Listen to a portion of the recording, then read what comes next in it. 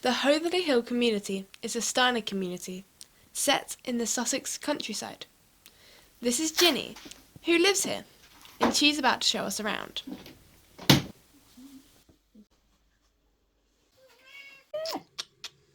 It's Betty, Smarty. Yeah. Say hello to Betty. There you are. He's come to say hello. Smarty, you can come. Oh, I've even got flowers on my doorstep. How cool is that?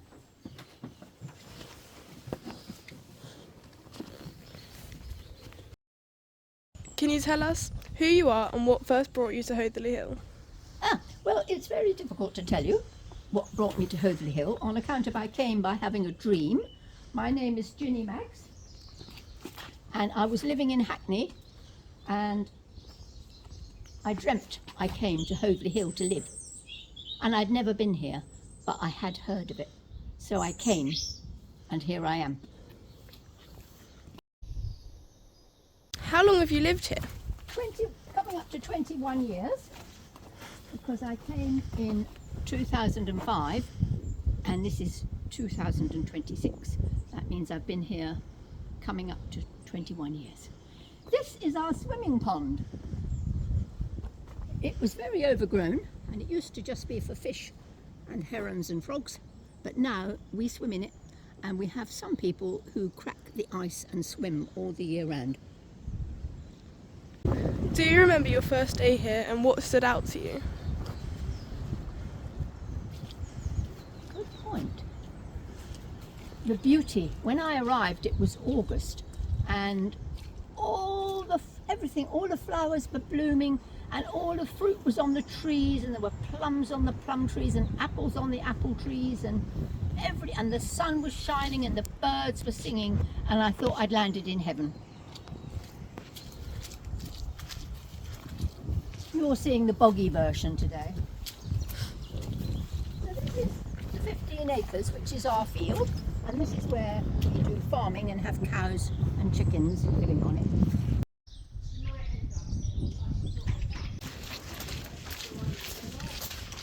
And here is Colin the builder. I'm just making, she's making a film. Can he fix it? And he is doing repairs. Who's just talking about you? And we're upgrading it at the moment, and Colin is here to do that. The sculpture studio, where you have to pay money, but you can come and do sculpture with various different teachers who work in there, and in the summer they do it outside in that little courtyard and outside here. And this is the square lawn where we have our Maypole festival. Here is our Maypole. This is our Maypole, and on the 1st of May we put it up in the middle here, and we invite our friends, and you've been, we all skip around the Maypole and come and have a look at the vinery. This is called the square lawn. This is the main house. Originally there was this big house with all this land and stables over there, and the stables have all been converted into houses. There we are. So anyone can come and sit in here and have a quiet moment, and in the summer it's very warm and lovely, and it has a vine which has been cut back, and this has all little tiny grapes in the summer. We have our memorial garden, so when you die you can have your ashes put here. This is our little memorial garden, and the plaques on the wall are the people who've died and got their ashes here, and they all lived here.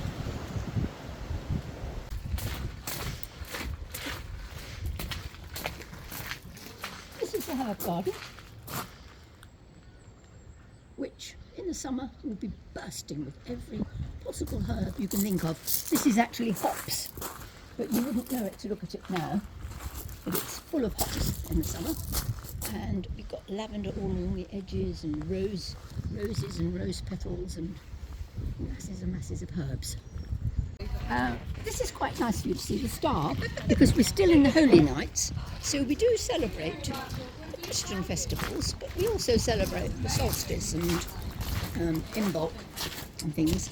So here we have the three kings when they came to visit Mary and Joseph and the little baby. And then this will all disappear quite soon because we've passed Epiphany. I forget what date it disappears. Here we are, the healing garden.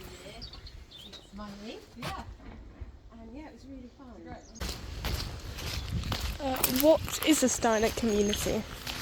So it started as a Steiner community, which means the people who originally founded this community were all interested in the teaching of Rudolf Steiner, and they believed in community living and support, and they set it up.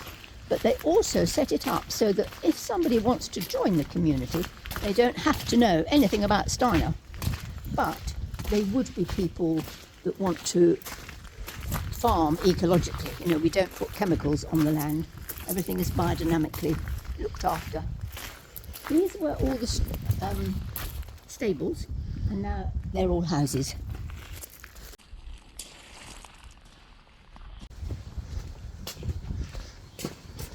Past my garden, this is my garden. I have a little house with a big garden.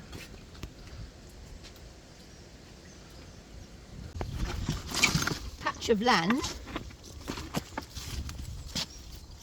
where everybody can grow their own vegetables, and you don't have to have one, but if you want a plot to grow your own vegetables you can, but you're not allowed to put any chemicals ever. It's all biodynamically farmed.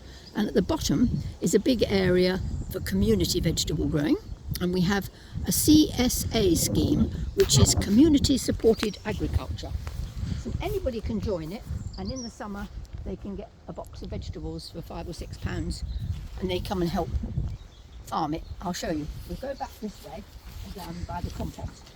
Because a very important part of biodynamic farming is the compost heap.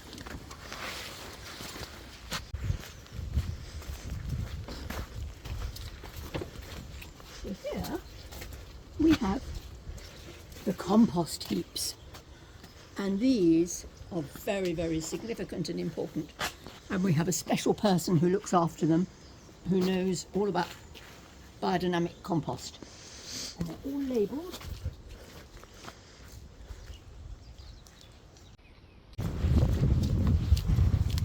We built this little roundhouse out of, it's a straw bale build, and children have outdoor school here. I think they're up to about age 12. I forget how old they're up to. And they sit round the fire. And they've got a little cabin that's quite new.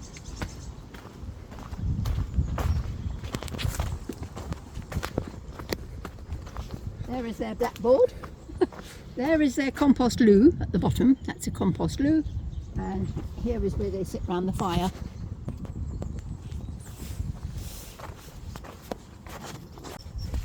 This is the bee garden. That's our bee house where we keep the equipment. And there's various beehives. We've planted lots of heather and bee-friendly flowers in there, which you can't see at the moment.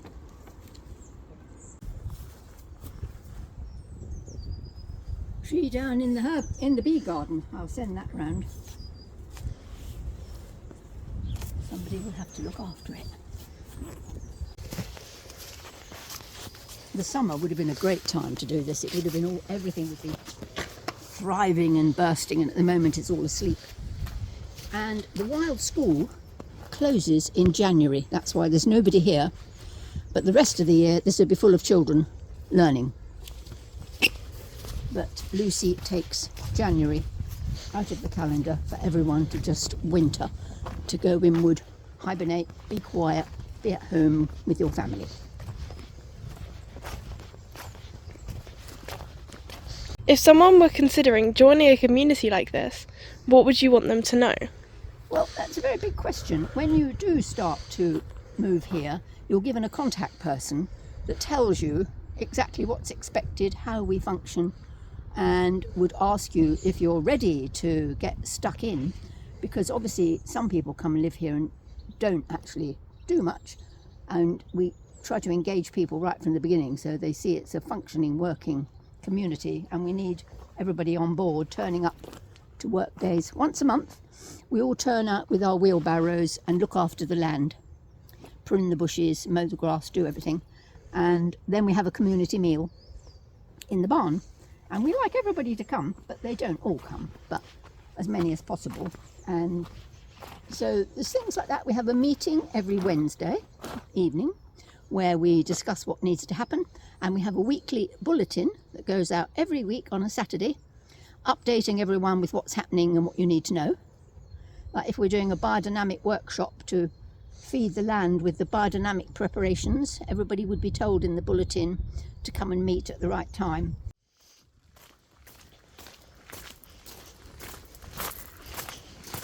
This is the front of the main building. And the end part of it belongs to the Pericles people. And this is the office. They have a roundhouse at Floor Hatch Farm, Pericles, and they have another one at Tablehurst Farm.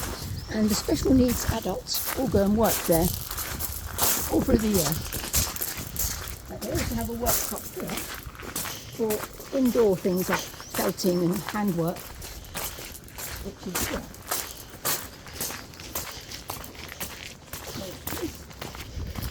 That is Pericles' indoor workshop.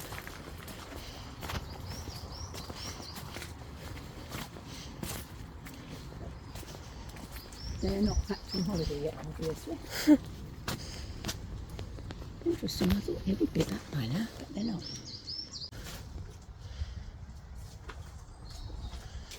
And the office is closed, and number 18 is in the flat, and that belongs to Pericles, to the people who run it. And that's their garden there.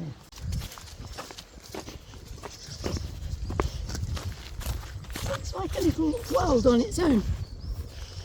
Self-governing. Oh, here is our oldest resident, called Manning, who's 90-something. This is my great niece, Betty. She's making a film about Hoathly Hill. Hello. How old are you, Manning? How old am I? Yes. Oh, I'm got past 90, so I'm 94. Oh my god. 94, so he is our oldest. Not me. Well done, Manning, carry on. Thank you. Enjoy your Actually, film. he's Thank a founder you. member as well. Oh my god. He is a founder member of our community. That's The only so one. cool. The only one left still standing. Or still here. Some of them are still standing, but not here. Oh. Yeah. So that's just all the new build houses along there, which aren't especially interesting. And we're back to the sculpture studio and the herb garden. Thank you.